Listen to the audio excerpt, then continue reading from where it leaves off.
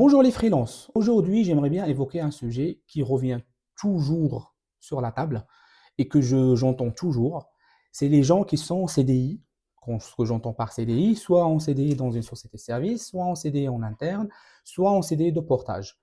Et qui se posent la question, comment je peux faire pour avoir le chômage, pour que je puisse bénéficier des aides de l'État en ouvrant ma micro-entreprise. Il y a plusieurs façons à faire. La toute première, c'est d'essayer d'avoir une rupture conventionnelle. Il y en a beaucoup qui me disent, ah non, mais en fait, mon employeur ne le donne pas. Oui, il y en a d'autres qui ont essayé, mais ça a été refusé. Mais moi, je vous dis, demandez. Vous n'avez rien à perdre. Ne partez pas du principe que c'est parce que c'était refusé pour quelqu'un d'autre, ça sera refusé pour vous. Faites la demande. Parce que si vous ne faites pas la demande, vous n'allez jamais savoir. Donc moi, je suis pour à ce qu'on fasse les choses et on regarde la réponse. Et à ce moment-là, on va être sûr et certain de la réponse. Il ne faut jamais partir d'un fait ou d'une expérience de quelqu'un d'autre qui nous a dit « Ah non, vous n'allez pas l'avoir parce que ça ne se fait pas ». La façon la plus simple pour demander, c'est que vous allez aller voir votre RH ou votre responsable ou votre directeur, vous lui expliquez calmement que vous avez un projet personnel d'ouvrir une entreprise parce que vous lancez soit en freelance, soit vous avez un business à faire, sans rentrer dans le détail, et que vous voulez bien profiter des aides de l'État. Et pour pouvoir profiter des aides de l'État, il faut avoir le chômage. Et pour avoir le chômage, il faut avoir une rupture conventionnelle. Parce que si tu démissionnes, tu n'auras pas le chômage. Tout simplement. Donc il ne faut pas aller dans le détail de ils ne vont pas faire, ils vont pas accepter. Faites la demande. On ne sait jamais. Donc ça, c'est la première action qu'il faut faire. Il faut aller demander la rupture conventionnelle. N'hésitez pas à vous abonner à ma chaîne parce que cela me donnera de la motivation pour continuer à vous faire des vidéos comme ça, pour vous apporter de l'information. Et aussi, ça donnera de la visibilité à ces vidéos-là pour d'autres gens qui veulent s'informer sur ce sujet parce que j'ai découvert qu'il y a beaucoup de gens qui n'ont pas l'information et qui ne savent pas qu'il y a un endroit où c'est bien expliqué, que ce soit le groupe Facebook, que ce soit le groupe Telegram, que ce soit la chaîne YouTube. Ils ne savent pas et quand je leur dis, bah, écoutez, voilà le lien, ils sont reconnaissants. Donc, n'hésitez pas à vous abonner. Ça va juste donner de la visibilité à la chaîne.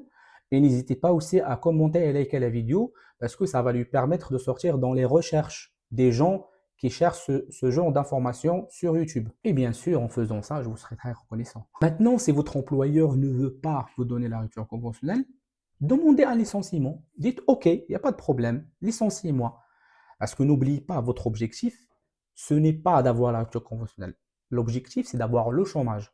Parce que c'est avec le chômage que vous allez pouvoir avoir les aides, l'AC et l'ARS. Donc, dites tout simplement, pour montrer d'un côté que l'objectif, ce n'est pas la rupture conventionnelle, donc vous ne cherchez pas à avoir les indemnités de rupture conventionnelle, votre objectif, c'est vraiment d'avoir le chômage parce que vous voulez vous lancer en freelance, vous voulez vous lancer en entrepreneuriat et vous avez besoin de ces aides-là.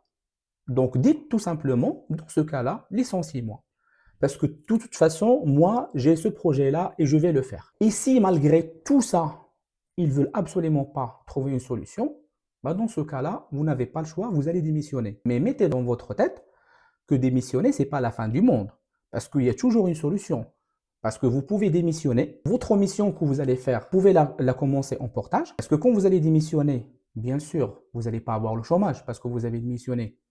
Mais vous allez commencer la mission en portage. Parce que dans la loi de travail, c'est écrit, un salarié démissionnaire, s'il trouve un nouveau emploi, un nouveau CDI, il peut prétendre au chômage si son nouvel employeur arrête sa période d'essai au bout de 65 jours. Donc, il faut juste faire 65 jours en portage et demander à votre société de portage d'arrêter votre période d'essai. Vous pouvez le dire dès le début. Vous pouvez demander en fait, parce que quand vous allez chercher une société de portage, vous allez trouver plusieurs. Vous allez même faire des simulations chez plusieurs. Et vous allez demander toutes ces sociétés de portage que vous voulez faire ça seulement pour ouvrir votre droit au chômage. Il y en a qui vont accepter parce que vaut mieux facturer 3 mois que rien. Donc ils vont vous dire, ok, il n'y a pas de problème. On peut vous le faire au bout de 65 jours, donc c'est à peu près 3 mois, on vous arrête votre période d'essai. Donc, vous faites le portage pendant 3 mois. Il vous arrête votre période d'essai. Vous vous inscrivez à France Travail pour avoir le chômage parce que vous rentrez dans le cas de salarié démissionnaire qui a trouvé un emploi et que son nouvel employeur a arrêté sa période d'essai. Et vous pouvez prétendre à votre chômage. Et comme ça, vous faites 3 mois en portage, vous le terminez, vous vous inscrivez à France Travail, vous avez votre chômage, vous ouvrez votre micro-entreprise et vous allez avoir les aides qui vont avec, ça veut dire l'ACRE et l'ARS. Du coup, il ne faut jamais baisser les bras, il ne faut jamais laisser tomber, il ne faut jamais dire ah ben c'est bon, c'est fini, je ne peux pas le faire, donc je reste. Parce que c'est ça ce qu'ils veulent en fait. C'est ça ce que ton employeur veut que tu fasses, veut que tu laisses tomber. Peut-être en demandant au début une rupture conventionnelle, en demandant un licenciement par la suite, quand vous allez déposer votre démission pour prouver que votre projet est vraiment réel, vous n'êtes pas en train de dire n'importe quoi, vous n'êtes pas en train juste de parler pour parler, c'est vraiment quelque chose de concret.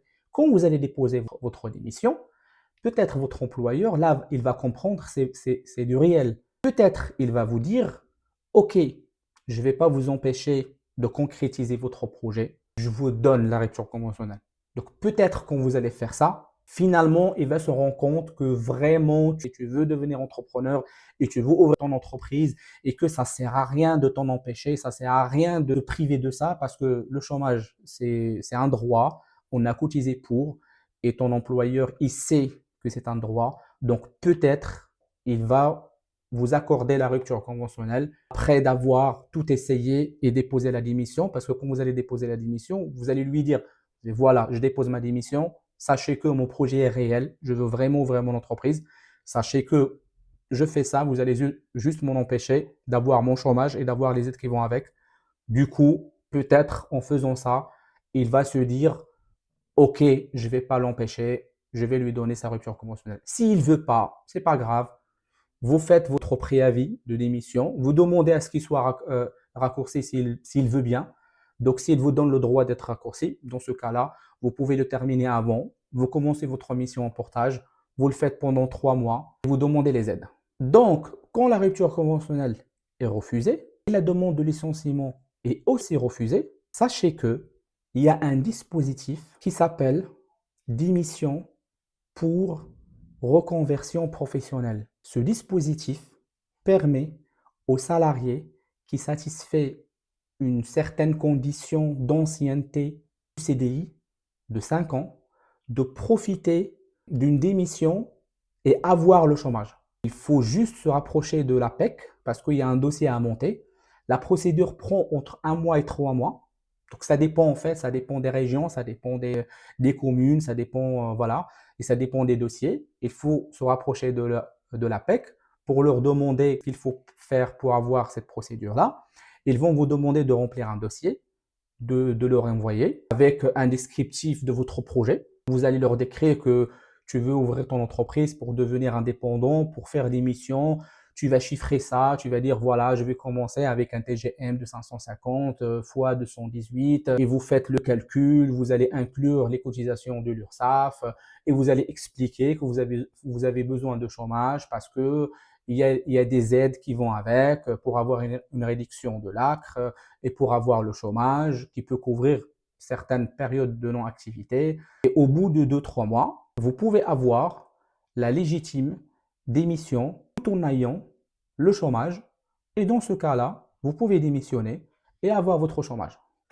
Je m'appelle Lamidi Toufik, je suis chef de projet Industrie 4.0 cybersécurité outils et je suis aussi entrepreneur et freelance. J'ai une casquette technique dans mon métier que je fais tous les jours. Je fais aussi de l'accompagnement pour les gens qui veulent ouvrir la micro-entreprise et qui sont perdus dans toute la partie administrative. J'ai créé un groupe Facebook dans lequel on partage beaucoup d'informations, dans lequel j'ai écrit beaucoup d'articles et dans lequel il y a un espace d'entraide. Tout le monde est le bienvenu, on pose des questions. Il y a des sociétés de portage avec nous, il y a des ESN, il y a des comptables, donc vous pouvez poser des questions, les questions que vous voulez. Vous allez toujours trouver une réponse. Si vous voulez une simulation de portage, vous la trouvez là-dedans. Si vous avez une question d'ordre administratif sur une forme juridique, que ce soit micro-entreprise, que ce soit SASU, SARL, peu importe laquelle, vous pouvez toujours la poser. On est là pour répondre. Donc, n'hésitez pas à rejoindre notre groupe Facebook. Vous trouvez le lien en bas dans le descriptif de cette vidéo. Il y a aussi un canal Telegram dans lequel on se pose des questions tous les jours. Donc, c'est un canal de discussion dans lequel beaucoup de gens y participent. Il y a des questions-réponses à tout le monde.